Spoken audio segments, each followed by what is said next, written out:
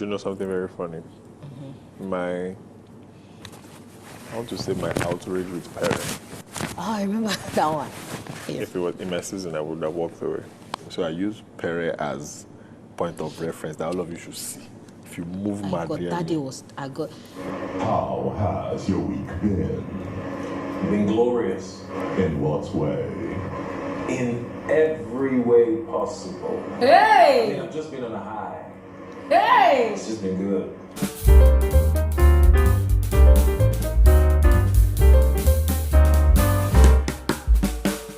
You know what? I think at this point, we need to do a brief evaluation of the situation of things with the finalists in Big Brother's house. Because guys, there's been things that's been happening this week, especially. I have been noticing them, and I've been really trying to turn a blind eye to these things, because for me, the show is about to end, right?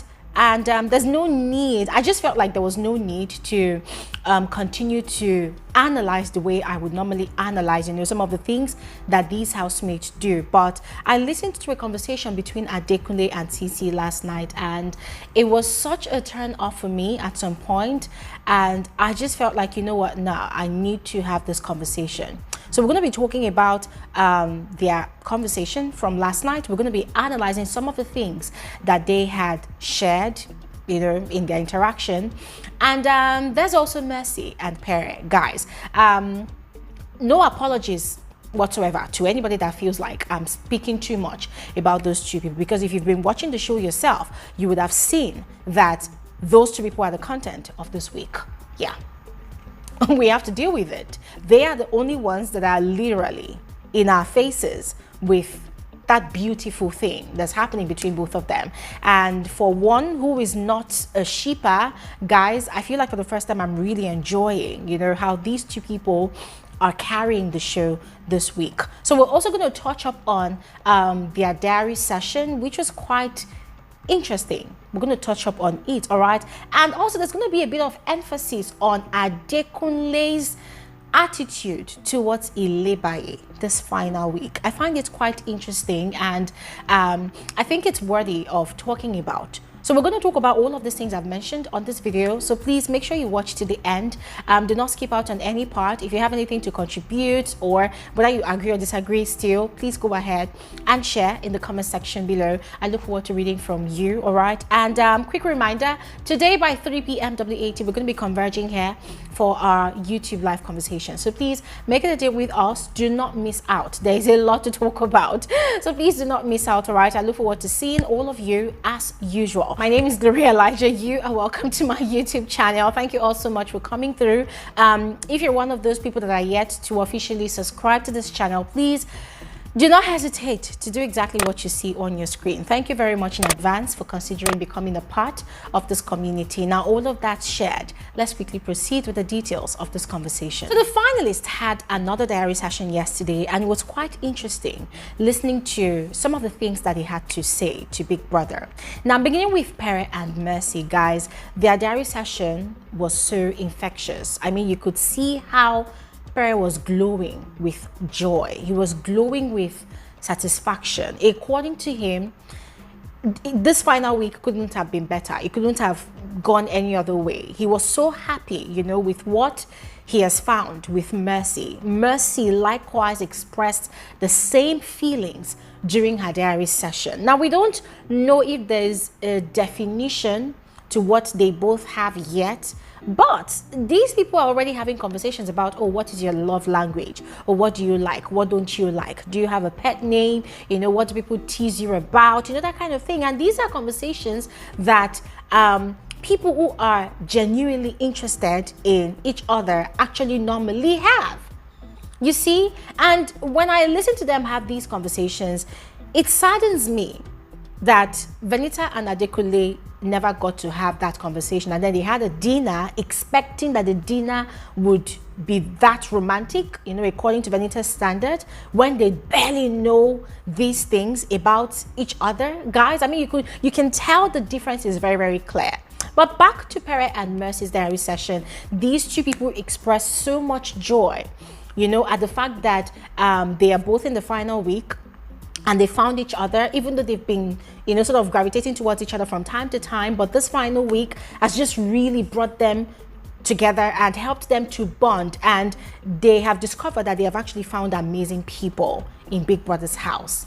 And so they are quite happy, with each other. And you could even tell that even Big Brother was gloating over the prospect that, a proper relationship might yet again bloom from his house. So it was quite refreshing listening to both of them. And Pere really went all out yesterday to make Mercy feel special. I mean, he's been doing it every day since last week, but yesterday was quite different. Yesterday was her birthday.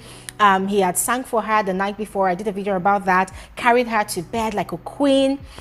She woke up. He had treated her to some very, very delicious, sumptuous breakfast, or should I call it breaky lunch? Yes. I mean, he had gone all out to pray for her, wish her all the very best. And guys, I'm going to be frank with you all.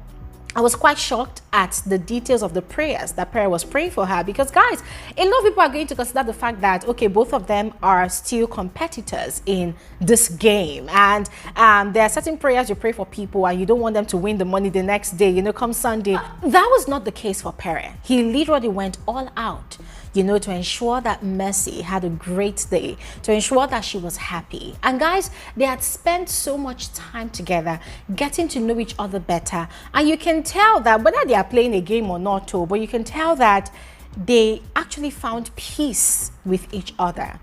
Now you see that bond that these two people have. It's been a problem to CEECEE.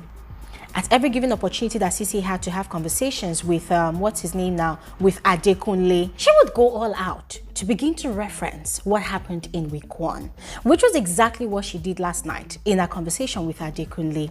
Now, guys, she would go all out to talk about how, in the first week, Pere already sort of put her in a ship that she wasn't even aware that she was in a ship. That, she cannot count how many times Pere used to call her. That Pere used to call her up to 5 times in a day. Blah, blah, blah, blah, blah. I mean, she would create this visual of how, in quotes, Pere was obsessed with her.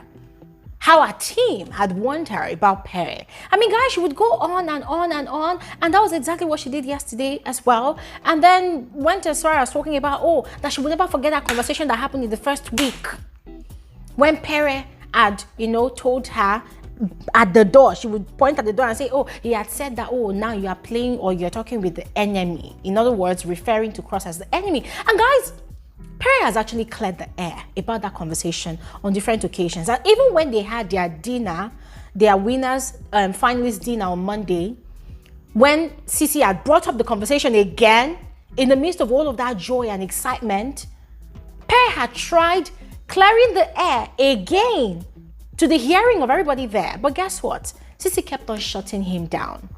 She kept on shutting him up. She did not want him to speak. She wanted her own narrative to be the one and only narrative that viewers listened to, that viewers heard. And Pere would not push anything. For him, what he said, he would own with his full chest. What he did not say, he would not pursue it because it was irrelevant to him.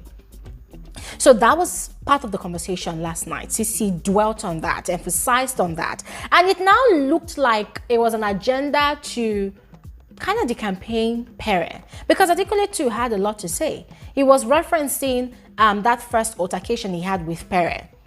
And it was like, Pere shouted that he had to use Pere as a scapegoat to sound a note of warning to the rest of the house.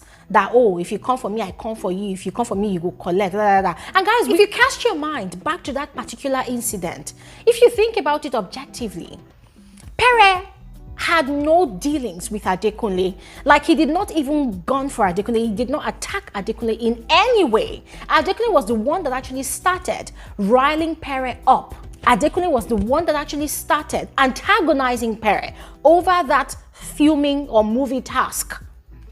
Adekunle was the one that started, saying a lot of derogatory things at Pere and CEECEE. Bbnaija was the one that even first started antagonizing Pere, saying no manner of rubbish, saying no manner of nonsense, insulting Pere. And Pere kept on ignoring and ignoring and ignoring until Bbnaija bursted out saying no manner of things, dragged and dragged and dragged. And then Pere responded by shouting, "If you cannot stay on my set, please sit down, sit down." if you all recall, objectively though. So I listened to Adekunle say all what he said, and guys, see, I was just shaking my head. And the guy was even lying in his conversation with CEECEE. He was even lying about that scenario, making it look like Pere came for him unprovoked, which was a lie. Which was a lie. And it was quite ironical that the same CEECEE that he had also shouted at that night, I said a lot of nasty things at that particular night, CEECEE was like, on the name of solidarity in gossip. She was like, have you noticed that ever since that day, he has never spoken to you like that anymore? I'm like, CEECEE, use your brain. Pere would not speak to Adekunle like that on a normal day if Adekunle did not come at him unprovoked. Number two, Pere already tendered an apology, a public apology. So what did you expect? You expect him to go around behaving like a barbarian? Like, girl, Pere owned up to his shit and he apologized for it. Have you ever owned up to your shit and apologized for anything? No, CEECEE. No. And then Adekunle too now started talking about Ilebaye. That, Ilebaye has moved to the pitch room to sleep. That is because of you. Like, he was trying to instigate things. I mean, he was literally telling CEECEE that, after Ilebaye had tried to provoke her to no avail, she has now moved to the pitch room. And I'm like, Adekunle, why do you enjoy lying? Why? Why? To make yourself look good or to make yourself feel better? Guys, yeah, the show is about to end, so I don't even want to waste my time going back to history, because for those of us that watched the show objectively, we saw how, for no reason, Adekunle just started antagonizing Ilebaye, someone that he never experienced. During the level up season, he started cooking up lies, to buttress Venita's point as to why she really needed to bully Ilebaye. Adekunle was enabling, giving false information about Ilebaye. Which brings me to his attitude towards Ilebaye this week. How many of you have noticed that Adekunle is behaving like another big brother in Big Brother's house to Ilebaye? And Ilebaye too is indulging him because, of course, she just wants to be cool with everybody at this point. We saw how up until last week, Adekunle was still poking Ilebaye, triggering her from time to time. And then all of a sudden, out of the blues, he's in the finals with her. He has now become nice. He now plays with her from time to time. Even talked about her during his diary session yesterday. Talking about how, during the pool party, she made a statement, blah, blah, blah. Like, Adekunle is always trying to sound like the most profound person in the house. And you see, every time he does it here, I have a good laugh. But I'm not going to dwell on the details of this thing anymore because it's quite exhausting. Yes, it's quite exhausting. We know those housemates that will call a spade and, own up to their bullshit. But it's definitely not CEECEE and Adekunle. And so when I listened to their conversation last night, I said, nah. Talking about honesty, talking about being transparency, it's definitely not you, Adekunle and CEECEE. It's definitely not both of you. So sit this one out. And guys, I'm going to stop talking here. I would love to hear your thoughts about all that has been said on this video. So please go ahead and share the comment section below. I will see you guys on another video soon. All right. And please don't forget 3 p.m. WHITEMONEY. We'll catch up more. Have an amazing day. Bye.